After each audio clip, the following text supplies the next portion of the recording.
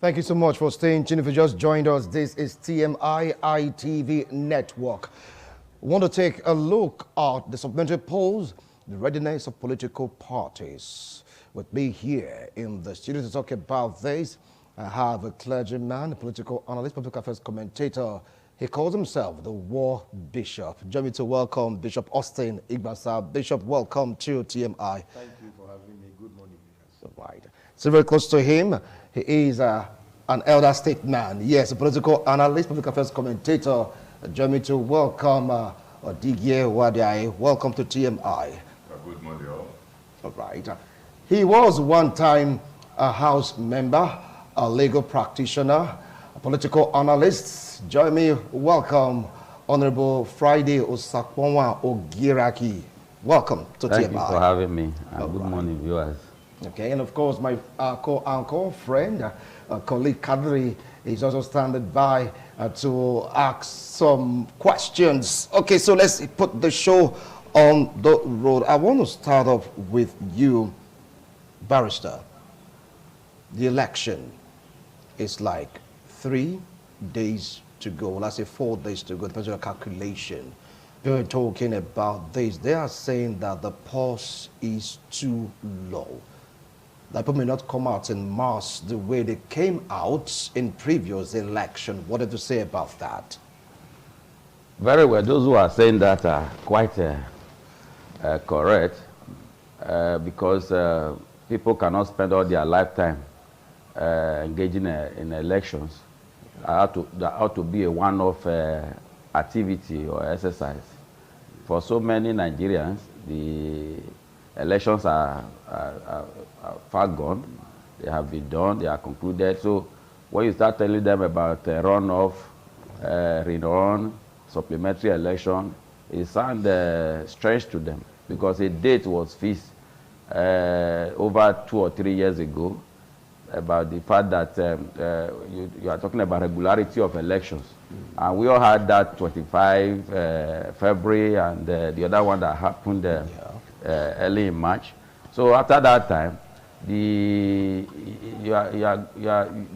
lethargy will set in.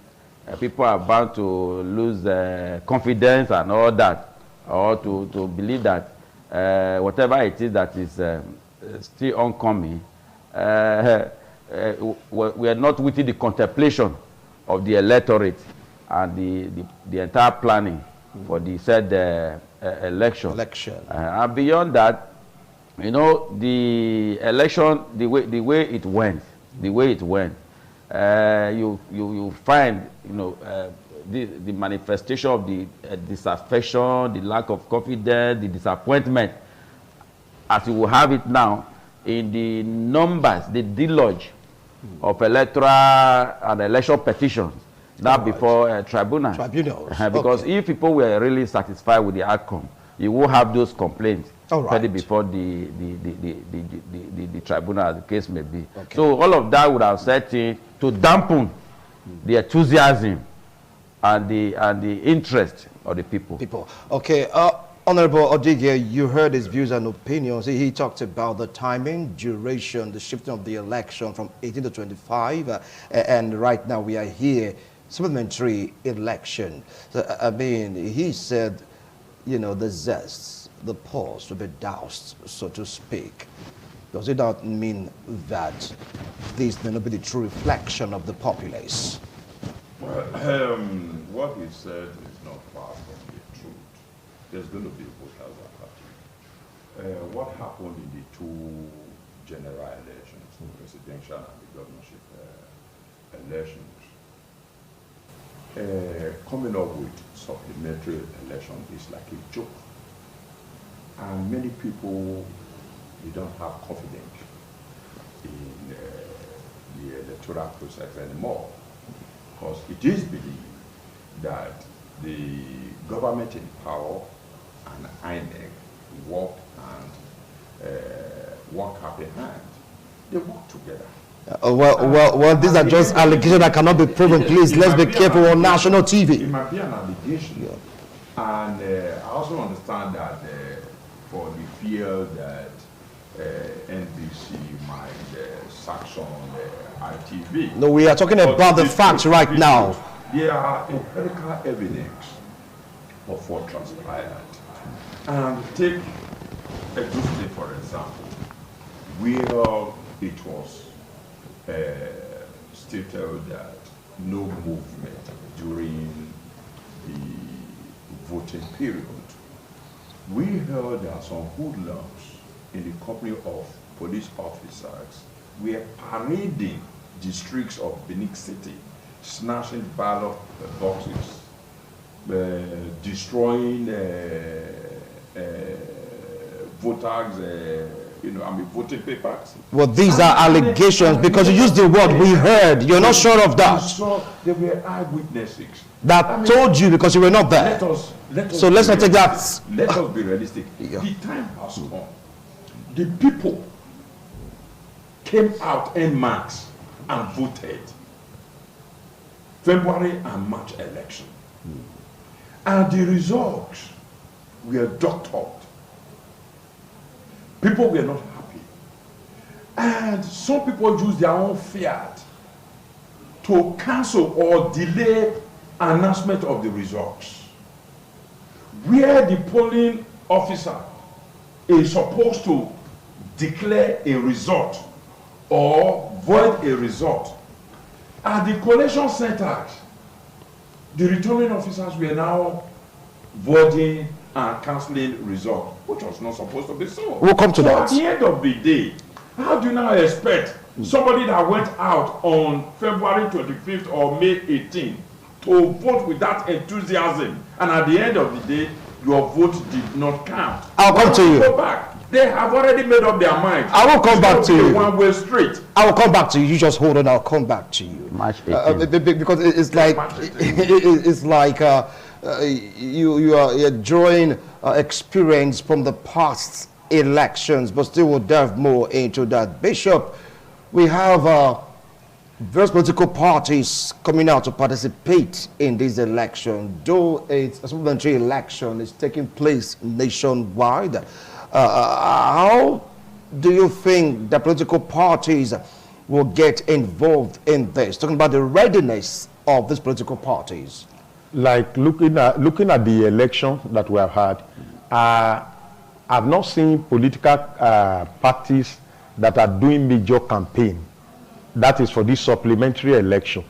And I will say it is not like the way they campaigned during the presidential election and the gubernatorial election and the House of Assembly election. I've not seen serious activity of political party. But I think that because of what has happened, it will affect the population of people that are coming to vote. And also it is a skeletal election, but in some place you have people coming out to vote, because in some places where you have not completed, like those 2 states where the governorship election have not been concluded, you are going to have people coming out because it is a hit. People are not going to stay at home because, number one, they know that whatever they are coming to do now is a deciding factor. It's not a fresh election, but it's just going to be like what happened in Osun, that everybody begin to go to Omisore that time, both the opposition and the party in power, because they knew that Gara Jolode election is now going to decide who becomes the Osun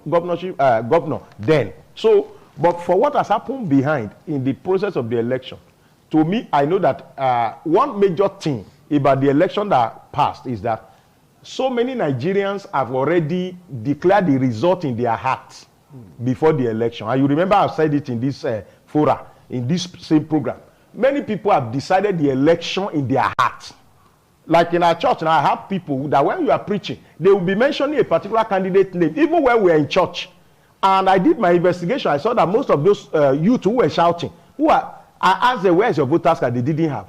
But when they are talking, when they are raising prayer, we are praying for the nation, you see them mentioning a particular candidate of their choice. And I asked them, you are making noise here. You are posting things on internet. What is those things going to do on election day? What are you going to do? Election has not been, you cannot say there's any election that does not have flaws. But this election we have just done, I stand to be corrected. And I said that no matter the anomalies of INEC, we have not had this kind of election. election where you have almost 20-something governor losing their presidential. It has not happened here. Governors make call when you are doing election. There's not how a sitting governor will sit in a place and lose his own presidential election. We have seen governor in this same election losing re-election. We have seen party in power lost their state to opposition party. Are you going to tell me now, in a place like maybe Plateau, so you will say an opposition party rigged themselves into power? Okay. So I stand to, whatever has happened, it is not something that has happened that is new. But we have been able to shift from where we now have a governor doing usher in the front of the church and shake the hand of people. Why? Because they saw what happened in presidential election. And I say something. If the election we had, everything happened the same day, the result we have today in House of Assembly and gubernatorial election will not be the result. If we have this election, both presidential and gubernatorial election in the same day, it will not have, some people are in power now that will not return to power. All right, Bishop, I will come back definitely for you to buttress more of your points. Now, some are saying the reason why we observe these anomalies is because some politicians were able to outsmart the umpire, INEC. How true is that? Well, first, we have the beavers, we have everything, but still, yes, Nigerians are complaining. They are saying somewhere along the line, politicians were able to maneuver to outsmart INEC. Yes, that may be correct. But let me take you from where our respected bishop stopped, about the fact that all of these elections really could be held on a single day. We do not have to have staggered election, as the case may be, separate national election from the gubernatorial election, where, of course, all of these elections can be held on the same day to avoid opportunities, for resource wastage, to avoid opportunity for time wastage, to avoid this situation whereby parties and political actors going back to their drawing board to perfect their tactics and antics of overwhelming the system so as to bring about a result that they actually want in their or desire, as the case may be. So now, having said that, I will not mention some of the factors seemingly militating against this very real perception that the system, is susceptible to manipulation and compromise by political actors, political parties, and politicians, as the case may be. First is about the weakness of those who are assigned the responsibility to carry out electoral duties, beginning, of course, with the INEC. I believe that INEC is overburdened by so many activities pertaining to election. And when they become so overburdened, they will be overwhelmed to the extent that they will not be able to deliver optimally on that set task of organizing credible, free, and fair elections. And that is why, in the past, efforts have been made, opinions have been put forward on the need to unbundle all of the functions heaped on INEC.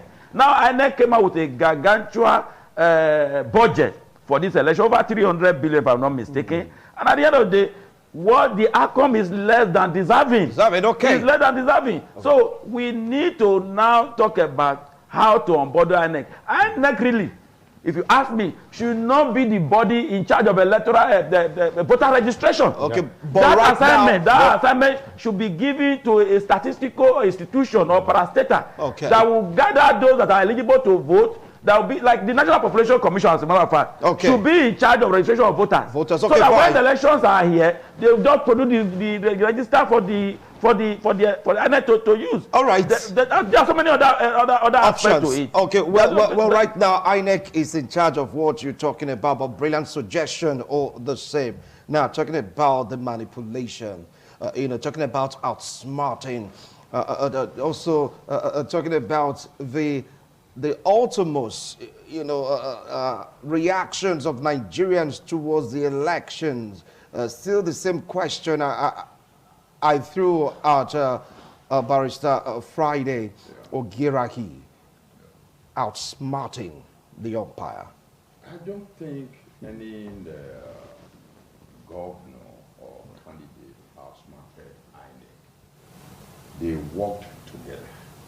INEC worked with those. They collaborated. This is a strong allegation because INEC will not take that. INEC, you see, because right now you are accusing the umpire because they say they're independent. They want to give us free fair. Before the election. We're on national TV, please. Before the election, INEC told us that they were going to use paper. And they're going to use the papers to upload after announcing the result to INEC report server. server. The IREV. And on 2 occasions, prior to that day, the chairman of INEC promised and affirmed that unfailingly they're going to use electronic transmission. And everybody believed it. But what happened? It was jettisoned. It was just for what? And all they said was that there were, glitches or whatever. At the end of the day, you see, these are all tactical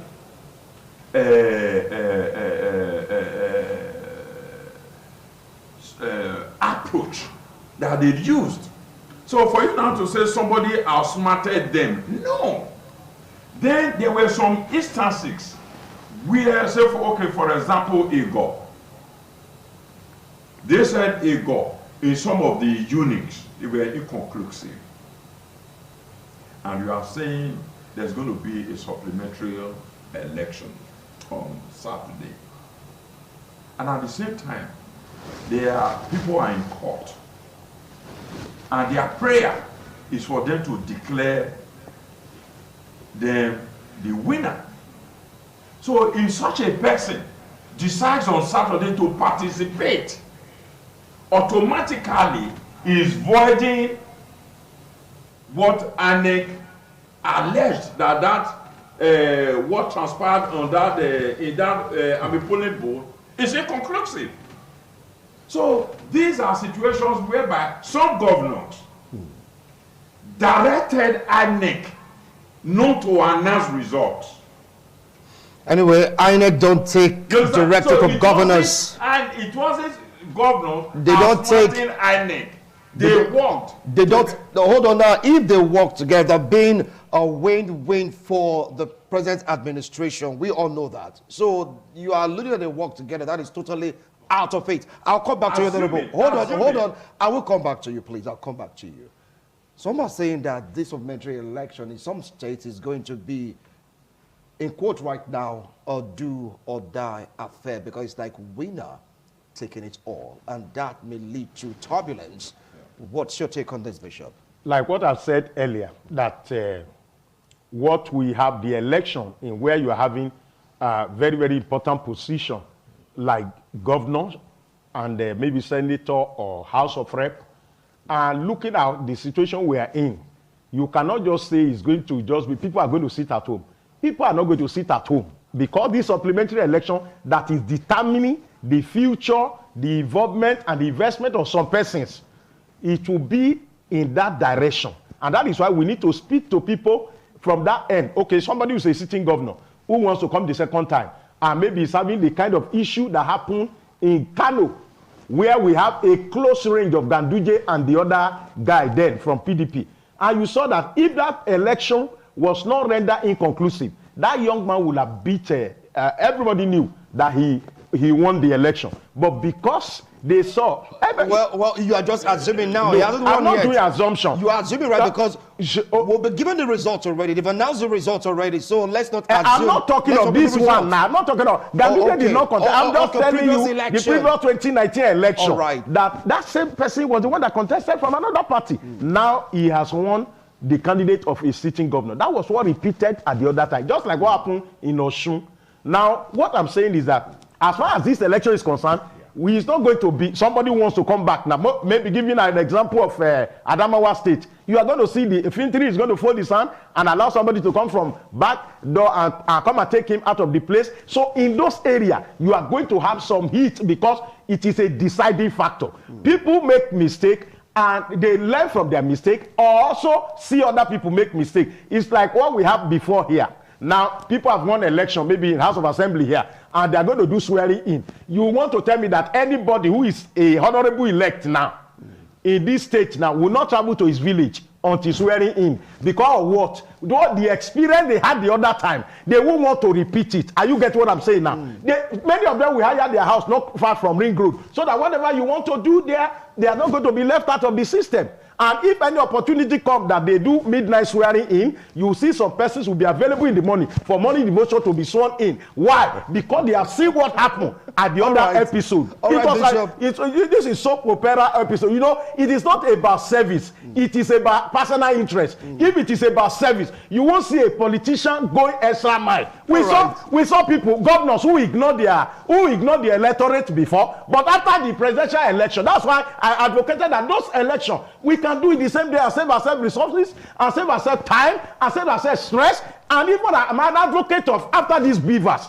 That was what I've said before. Okay. After beavers, when we do beavers, let us not transmit. Let it be an option A4. Right. Put your posters there. Let us not waste money on ballot. Let us not waste money on moving something to central bank. Okay, look at it. After election, for almost 2 weeks, 3 weeks, we can't pass the front of central bank. I will come back to you. We cannot pass the front of INEC. I will come back to you, suffering Bishop. on something that we are not comfortable with. I will definitely come back to you, Bishop. Well, if Kadri is still there in the network, and if you have questions or ask my guest in the studio, you are definitely free to do so. You heard him talk about, yes, there'll be tension in some area because it's like winners taking it all. Pick it up from there. Yes, thank you. But before that, I want to quickly lay credence to what my elder brother here was talking about. I think the point is that there was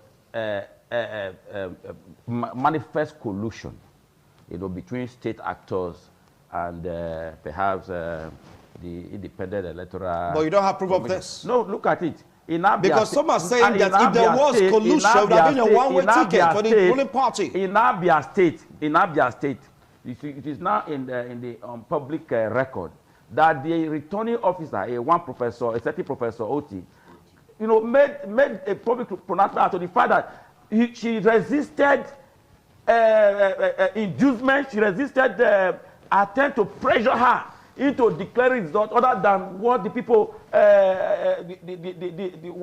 who the people actually voted for. Is that not on public record? So it happened every other place, but it took one courageous woman to expose that evidence of collusion and conspiracy to thwart the sovereignty of the people. But having said that, I will tell you this, or just before that, I will not forgive myself, I do not say this, that the reason why you see people still act with impunity during elections is because there hasn't been sufficient sanction. We seem to let the law slip, allow people to get away with broad day murder, as the case may be. I'm sure you are aware, as somebody who is in the media, that so many persons lost their life in this election.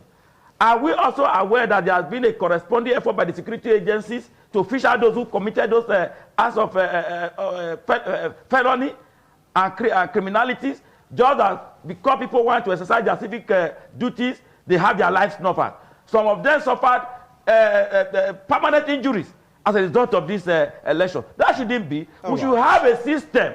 You see, like when people try to compare America with Nigeria, and I laugh because they want to say, oh, you see, America, as old as their democracy is, look at where they are. The other day, Trump was carrying about electoral rigging and all that. But at the end of the day, Trump, a sitting president, wanted to undermine the Constitution of America. But did he succeed? Okay. He never succeeded. But in Nigeria, that could happen. That could very well happen. But so we have to strengthen the institutions, as the case may be. We have to be sincere and honest, knowing that this is a sacred national assignment. Election is not just any other thing. All right. It is a sacred national. If elections are given or delivered to persons other than those that people actually voted for, it is worse than a coup plot. So having said that, now looking at the supplementary elections, you see, a lot of desperation would have set in. A lot of underground movements are ongoing. A lot of movement of money inducement is ongoing. So you are going to find that showing up as the outcome of the so-called supplementary election. Okay. But if you look at it, a lot of these other candidates, as it were, a lot of them are already having a clear lead in the election, which suggests a direction that the people wanted to go. I'll come back to you. Where people wanted to go. All right, but at the end of the day, yes, you are going to see a lot of surprising turn-off, okay, at the outcome of that election. I'll come back to you, Barrister. These other factors that are anti-democratic. I'll come back to you. Thank you. Now, some of the people know that the one with a strong financial backing will just end up carrying the day. Talking about financial muscle. How do you feel about that? Oh, definitely that is a known fact. And money plays a significant role in Nigerian politics. Money and power. Money and power. A sitting governor, like it happened before in Edo State, where there is a curfew of no movement. Some party members or thugs were roaming the streets with guns in company of police officers during a general election. These are just allegations. You didn't see those set of persons, please. Saturday, or rather on our Saturday, police are meant to maintain law and order. Whereby so please, the sitting governor has the capacity, has the fiat to determine who moves and who doesn't. And it's going to even do worse than what they did during the general election. So what he said that in his church, the youths were talking about a particular candidate. And he asked them, they said they don't have voting cards. Yes, my belief from that is that he was one of those, or rather he's one of those that believe that that candidate or a social media candidate. And he never said that. No. I said he never said that. That candidate was a social media candidate. He never said that. And their movement were all based on social. But I tell you, those young people you claimed in your church or churches, they voted immensely for that same candidate, and that same candidate won, and the mandate is stolen. Let's court decide that. Let the court decide that, please. Let the court decide that. Okay, now, well, we have just less than 6 minutes for this. We will have other people to really, take care of. People are like saying that whether we like it or not, the election must take place, whether we like it or not. Let's come to Edo State. What do you think will be the performance like in terms of candidates, political parties, and of course, the electorates? I encourage the electorate, like my brother has said here. I don't force our church member to vote for anybody. All what I do for over 27 years in Edo State here is to tell them who will become the person, either the governor, the present governor here. I mobilized all pastors for him, almost 300 pastors, without seeing physically. And I gave all of them. When INEC said we cannot use our phone, I went to court. I took INEC up on it that we have our phone. Our phone is our right.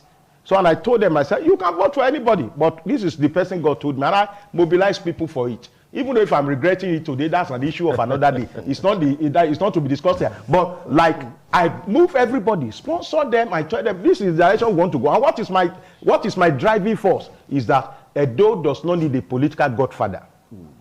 But at the same time, we are going back to that same circle of when people say they want to change a system. The people you decide to say they will be a cleanser of the system, turn around. My counsel is that I didn't call anybody social media aspirant, but we have had an election. A winner has emerged. Anybody that is not happy, to me, I don't supplementary election right now. Yes, supplementary election. Yes. I encourage people to come out, especially the area where they want to do, because like I said in different fora, we are going to have an election in the Edo State. We are preparing for governorship election. So we should not allow whatever has happened to kill our zeal. Because this supplementary election is going to be like a litmus test for the gubernatorial election that is coming. And the way we did it, and we stood against one man giving us governor, let us prepare ourselves, no matter what has happened. What has happened now is not the first time it will happen. I can give you statistics, Wilson. Since 1999 till date, not even 1999, there is no election that is perfect. So what I'm saying is that for us to have this kind of result, have governors losing their seats to go to Senate, it is not something that is common in Nigeria. All right. So wherever the anomalies is, let us face it and build our nation. We can't kill ourselves. You can't be a president of a nation where you don't believe in judiciary, you don't believe in the masses, you don't believe in the electorate. Thank you. So I cannot come and rule over a house that I want to put fire. Thank you. Thank you so much, Bishop. Well, gentlemen, 1 minute each to sum up your points. Okay, 1 minute each. You couldn't make contact with Kadri, but I believe they are monitoring, they're observing advice to electorate coming out to vote, and of course to politicians. Yes. Now, the first thing to note here is that 1 minute. We are still very way back. Yes. Our election is still something that we cannot beat our chest and be proud about. But now, the supplementary election. My advice is that the electorate on their own should know that first, their life matters most. And they should not put their life on the line for anybody other than for this country, as the case may be. Beyond that, for the politicians, I will borrow a leaf from what former President Jonathan said. The elections of offering yourself for service is more like appearing for a job interview. It is either you are selected or you are not. If you want to serve the people, don't bring in desperation. Don't bring in the do or die mentality. Because it's about service. If it's about service and it's genuine service, you will just offer yourself and people choose to decide that it is you. So be it. If you don't go and use underhand tactics to subvert the process. Which will now evidence the fact that you are there for other ulterior motives. Thank you so much. Honorable, 1 minute, please. Well, your advice. To me, there's going to be voters apathy, whether we like it or not. Many people will not turn out to vote. And they have done their civic responsibility some time ago, and their marriage or their votes were not counted, and asking them to come out again the third time, I don't think it will over well with most of the voters. All right. Thank you so much. Honorable Bishop, 1 minute. My counsel is that please let us come out to vote, especially the area where they're going to do the vote. When we go, my father said, you not go market, your mama not go, your wife not go, you say market not full. If you go, it's +1. Let us not allow, if you leave your house for invaders, they will take over your house. Let whatever has happened before, let us put it behind. Let's go ahead. And I want INEC to learn from Professor Uwosu in the days of Babangida, who went ahead and announced they should let them also learn from Mike Igini, who is also an outstanding INEC officer that all of us are proud of. That if you support one man today that is not voted by the people, tomorrow you are going to suffer from it. And I want to also beg the people, our teachers, our lecturer in university, anybody you help to put there will also help you to hold your salary or your allowance or do you well. That'll be a talk for another day. That'll be a talk for another day. Returning officers, coalition officers, they should return the vote of people. They should not return their conscience. Thank you so much. You've heard them, the opinions. Yes, it has nothing to do with ITV, but they spoke their mind. They spoke their mind. Come out en masse to vote. We'll be right back after this break. Don't go away.